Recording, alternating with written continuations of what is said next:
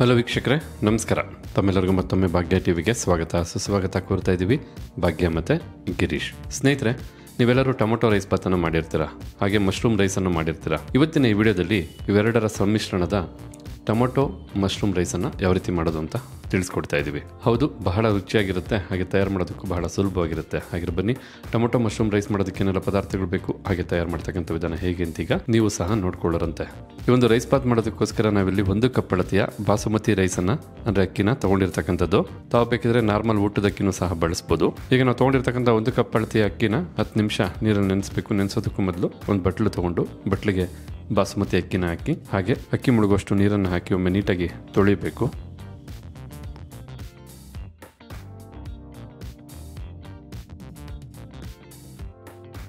ಹೀಗೆ ನೋಡ್ತಾ ಇದ್ದೀರಾ, ಅಕ್ಕಿನೊಮ್ಮೆ ನೀಟಾಗಿ ತೊಳೆದಾಯಿತು. ಈಗ ಅಕ್ಕಿ ಮುಳುಗುವಷ್ಟು ನೀರನ್ನು ಹಾಕಿ 10 ನಿಮಿಷಗಳ ಕಾಲ ನೀರಲ್ಲಿ ಅಕ್ಕಿನ ನೆನೆಸಬೇಕಾಗತ್ತೆ. ಅಕ್ಕಿ ನೆನೆತಕ್ಕಂಥ ಈ ಒಂದು ಸಮಯದಲ್ಲಿ ಈ ಒಂದು ರೈಸ್ ಬಾತ್ ಬೇಕಾದಂಥ ಒಗ್ಗರಣೆಯನ್ನು ಸಿದ್ಧ ಮಾಡ್ಕೊಳ್ಳೋಣ.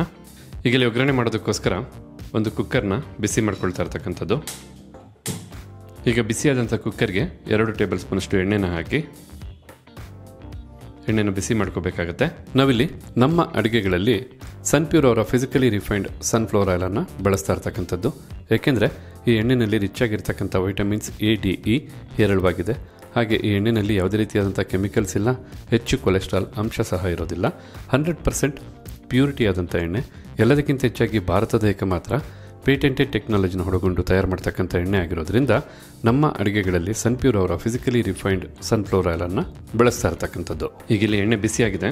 ಬಿಸಿಯಾದಂಥ ಎಣ್ಣೆಗೆ ಚಕ್ಕೆ, ಲವಂಗ, ಏಲಕ್ಕಿ ಕಾಯಿ, ಸ್ಟಾರ್ ಮಸಾಲ, ಹಾಗೆ ಸೋಂಪು ಕಾಳು, ಹಾಗೆ ಸ್ವಲ್ಪ ಕಸೂರಿ ಮೇಥಿನೂ ಹಾಕಿ, ಈ ಒಂದು ಮಸಾಲ ಪದಾರ್ಥ ಎಲ್ಲ ಎಷ್ಟು ಕ್ವಾಂಟಿಟಿ ಅಂತೇಳಿ ಡಿಸ್ಕ್ರಿಪ್ಷನ್ ಬಾಕ್ಸಲ್ಲಿ ಕೊಟ್ಟಿರ್ತೀನಿ, ಅಲ್ಲೂ ನೀವು ನೋಡ್ಬೋದು.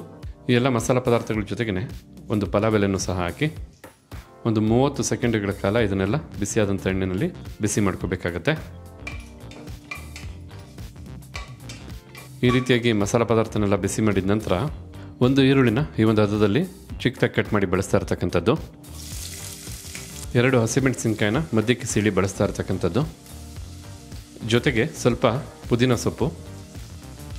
ಈಗ ಈ ಎಲ್ಲ ಪದಾರ್ಥನ ಈರುಳ್ಳಿ ಜೊತೆ 2 ರಿಂದ 3 ನಿಮಿಷ ಮೀಡಿಯಂ ಫ್ಲೇಮ್ನಲ್ಲೇ ಫ್ರೈ ಮಾಡ್ಕೋಬೇಕಾಗುತ್ತೆ. ಮಿನಿಮಮ್ ಅಂದರೆ 3 ನಿಮಿಷ ಈ ಒಂದು ಪದಾರ್ಥಗಳನ್ನ ಫ್ರೈ ಮಾಡ್ಕೊಳ್ಳೇಬೇಕಾಗತ್ತೆ. ಈಗಿಲ್ಲಿ ಸರಿಸುಮಾರು 3 ನಿಮಿಷಗಳ ಕಾಲ ಎಲ್ಲ ಪದಾರ್ಥನೂ ಚೆನ್ನಾಗಿ ಫ್ರೈ ಮಾಡಾಯಿತು. ಈಗ 1 ಟೇಬಲ್ ಸ್ಪೂನಷ್ಟು ಸಾರಿನ ಪುಡಿ ಅಂದರೆ ಸಾಂಬಾರು ಪುಡಿನ ಹಾಕಿ ಮಿಕ್ಸ್ ಮಾಡ್ಕೋಬೇಕು.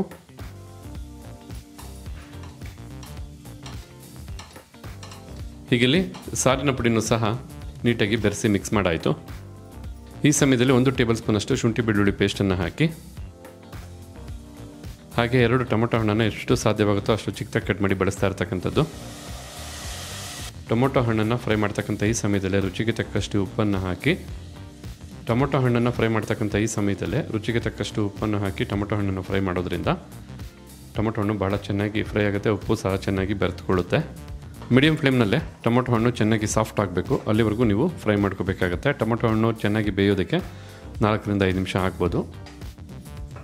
ಈಗ ಇಲ್ಲಿ ತಾವು ನೋಡ್ತಾ ಇರ್ಬೋದು, ಟೊಮೊಟೊ ಹಣ್ಣು ಎಷ್ಟು ಚೆನ್ನಾಗಿ ಬೆಂದಿದೆ ಅಂದರೆ ಬೆಂದು ಮಸಾಲ ಪದಾರ್ಥಗಳ ಜೊತೆ ಚೆನ್ನಾಗಿ ಬೆರೆತೋಗಿದೆ. ಈ ಹದಕ್ಕೆ ಟೊಮೊಟೊ ಹಣ್ಣನ್ನು ಫ್ರೈ ಮಾಡಿದ ನಂತರ 1/4 ಟೀ ಸ್ಪೂನಷ್ಟು ಗರಂ ಮಸಾಲ ಪುಡಿನ ಹಾಕಿ, ಹಾಗೆ 1/4 ಟೀ ಸ್ಪೂನಷ್ಟು ಧನಿಯಾ ಪುಡಿನೂ ಸಹ ಹಾಕಿ ಒಮ್ಮೆ ಬೆರೆಸ್ಕೊಂಡ್ರೆ ಸಾಕಾಗುತ್ತೆ. ಈ ರೀತಿ ಮಿಕ್ಸ್ ಮಾಡಿದ ನಂತರ ಈಗ ಇಲ್ಲಿ ತಾವು ನೋಡ್ತಾ ಇರ್ಬೋದು 150 ಗ್ರಾಮಷ್ಟು ಮಶ್ರೂಮನ್ನು ತೊಗೊಂಡಿರ್ತಕ್ಕಂಥದ್ದು. ಈ ಒಂದು ಹದದಲ್ಲಿ ಮಶ್ರೂಮ್ನ ಕಟ್ ಮಾಡಿ ಬಳಸ್ತಾ ಇರ್ತಕ್ಕಂಥದ್ದು. ಮಶ್ರೂಮನ್ನು ನೋಡಿಕೊಂಡು ಕಟ್ ಮಾಡಬೇಕಾಗುತ್ತೆ, ಯಾಕೆಂದರೆ ಮಶ್ರೂಮ್ ಕೆಲವೊಮ್ಮೆ ದೊಡ್ಡದು ಚಿಕ್ಕದು ಈ ರೀತಿ ಸೈಜಲ್ಲಿ ಬರ್ತಾ ಇರುತ್ತೆ. ಬಟ್ ಏನಪ್ಪ ಅಂದರೆ ನೀವು ಕಟ್ ಮಾಡಿದಾಗ ಸ್ವಲ್ಪ ದಪ್ಪಕ್ಕೆ ಕಟ್ ಮಾಡ್ಕೋಬೇಕು ಒಂಚೂರು, ಯಾಕೆಂದರೆ ತದನಂತರ ಸುಂಡಾದಮೇಲೆ ಅದು ತುಂಬ ಸಣ್ಣ ಆಗಿಬಿಡುತ್ತೆ. ಈ ಥರ ಚೆನ್ನಾಗಿ ಮಿಕ್ಸ್ ಮಾಡ್ತಾನೆ 2 ನಿಮಿಷಗಳ ಕಾಲ ಚೆನ್ನಾಗಿ ಮಶ್ರೂಮನ್ನು ಬಿಸಿ ಮಾಡಿಕೊಂಡು ಫ್ರೈ ಮಾಡ್ಕೋಬೇಕು. ಈ ರೀತಿಯಾಗಿ ಮಶ್ರೂಮನ್ನು ಬಿಸಿ ಮಾಡಿದ ನಂತರ 1.5 ಕಪ್ ಅಳತೆಯ ನೀರನ್ನು ಹಾಕಿ, ಏಕೆಂದರೆ ನಾವು 1 ಕಪ್ ಅಳತೆ ಅಕ್ಕಿನ 10 ನಿಮಿಷ ನೀರನ್ನು ನೆನೆಸಿದ್ದೀವಲ್ವ, ಆದ ಕಾರಣ 1.5 ಕಪ್ ನೀರನ್ನು ಬಳಸಬೇಕಾಗತ್ತೆ. ನೀವೇನಾದ್ರು ಅಕ್ಕಿನ 10 ನಿಮಿಷ ನೀರನ್ನು ನೆನೆಸಿಲ್ಲ ಅಂದರೆ ಆಗ 2 ಕಪ್ ಅಳತೆ ನೀರು ಹಾಕ್ಕೋಬೇಕು, ಮರಿಬೇಡಿ. ನೀರನ್ನು ಹಾಕಿರೋದ್ರಿಂದ ಒಮ್ಮೆ ಮಿಕ್ಸ್ ಮಾಡ್ಕೊಳ್ಳೋಣ. ಈಗ 10 ನಿಮಿಷ ಚೆನ್ನಾಗಿ ನೆಂದಂಥ ಬಾಸುಮತಿ ಅಕ್ಕಿನ ಕುಕ್ಕರ್ಗೆ ಹಾಕಿ, ಮೊದಲೇ ಹೇಳಿದಾಗೆ ನೀವು ಊಟದಕ್ಕಿನ್ನೂ ಸಹ ಬಳಸ್ಬೋದು.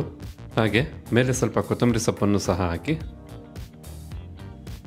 ಜೊತೆಗೆ ರುಚಿನ ಮತ್ತಷ್ಟು ಎನ್ಹಾನ್ಸ್ ಮಾಡೋದಕ್ಕೆ 1 ಟೇಬಲ್ ಸ್ಪೂನಷ್ಟು ತುಪ್ಪನ ಬಳಸ್ತಾ ಇರ್ತಕ್ಕಂಥದ್ದು.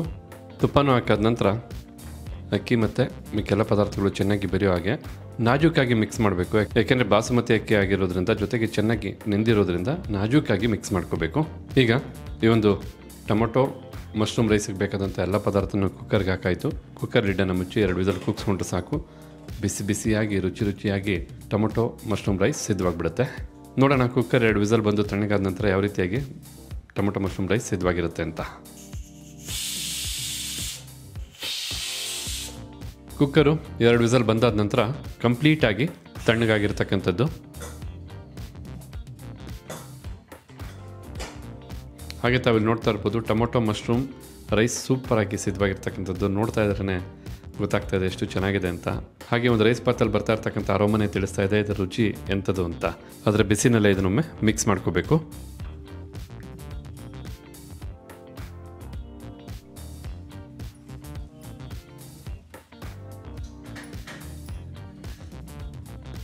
ಬಿಸಿನಲ್ಲೇ ಮಿಕ್ಸ್ ಮಾಡಿದ ನಂತರ ತಾವಿಲ್ಲಿ ನೋಡ್ತಾ ಇರ್ಬೋದು ಟೊಮೊಟೊ ಮಶ್ರೂಮ್ ರೈಸ್ ಸೂಪರಾಗಿ ಸಿದ್ಧವಾಗಿದೆ ಅಂತ.